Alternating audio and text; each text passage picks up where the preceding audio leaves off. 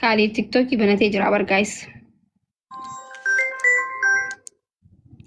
Arkitanii banatu wanta kan jeenani gaaf amma durana TikTok banadhu jeen ture ni yaadattan because TikTok banachuun faayidaa isaa qaba. Barnoota haadha ammoo TikTok banatee barnoota dhiisaa hin jeedinaani mucaala maal beenan nama haadhoo fi mana keessa reefka haadhaa kaa'ee fatanaa fattanamiin qaalii haadhaan inni balleessa jedhame waan hin yaaddamne jechuudha. Qaraatii hin fixaa baratee hin fixa gan amma TikTokiin biizinasa Itoophiyaa keessatti TikTokiin biizinasa ta'ee jira. Fooloo xiqqoo qabattee xiqqoo feemasii yoo taate hojiilee adda addaa irra hojjechuu dandeessa. Mucaan kun ilmi namaa gisee hunda sin gargaaru. So madditti waan beeksisaa wayii hojii hojjete bareedaadha isaaf. Hojii humnaati miti beeksisni waan ta'eef isaaf maallaqni sun ijoollee sana itti guddisuu ta'aa fi miidiyaan isa baay'een haa ba'uu fi haa guddatu feemasii ta'uu feemas ta'e already isaaf bareedaadha beeksisa adda addaa hojjete ijoollee sana guddisuu ta'aa fi ilmi namaa gisee hunda hin gargaaru.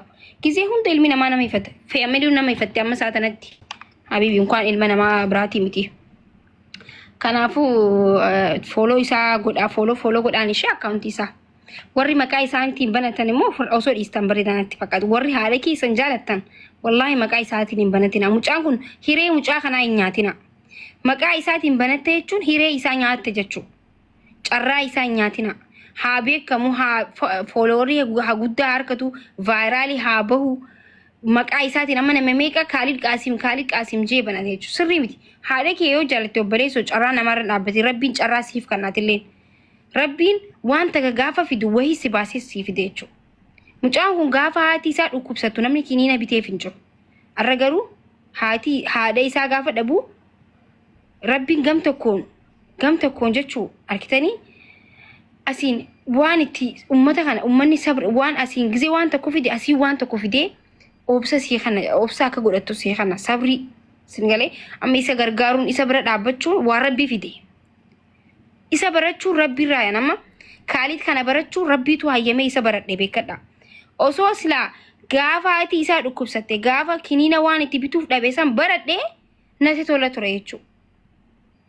Gaafa san osoo gargaarsisnee fi natti tola ta'e garuu rabbii waan jee duuti sun nu olta ture jechuudha. Yoo gargaaree garuu arra nuti akka barannu kan godhe rabbiidha.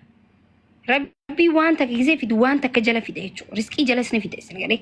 Akka sabbartu si godha jechuudha. Osoo har'a haadha irraa fudhatee mucaa kana mana san keessatti waan nyaatan hin qabne, waan dhugan hin qabne, namni isaan garagaree hin laalle ta'e arkitee rakkoodha.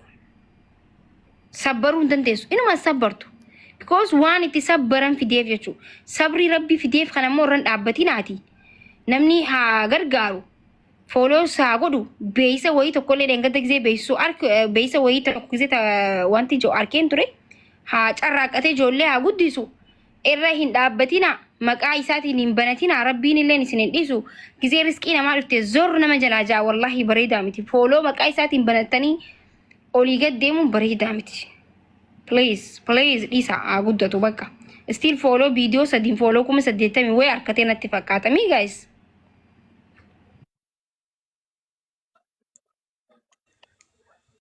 Ilmoo kan kee haa ta'u naan jaan. Guys gruppii foundationii yoo rabbi jee yaadni kiyya foundationii wayii uumuu barbaada. Sinagalee maqaa itti moggaasee ijoollee haadhaaf abbaan qabne ijoollee maatii bira hin jirre miidiyaadhaan jajjabeessuudhaaf jechuudha. Miidiyaa akka still amma nam tokko akka guddatu follow godhuun waan taqqama biiftuun follown isi gaafa nama dhufte follown qabdu ture feemasiin turre ni beektan. Har'a garuu isin nama hedduu isi beekaa.